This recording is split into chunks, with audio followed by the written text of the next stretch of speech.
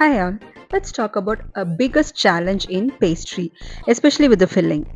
Have you ever come across these issues?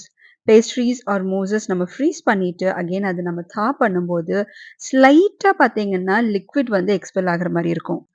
Condensation நினைப்போம், but it is not condensation. It is called சினரிசிஸ்.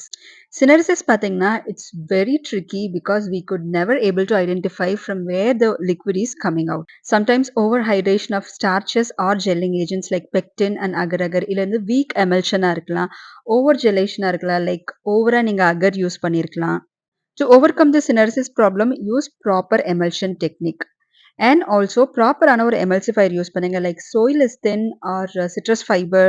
Even after using proper emulsion technique and emulsifier, if you are still facing synersis problem, you are missing something. Come on synersis and I'll share with you a perfect solution. Thank you.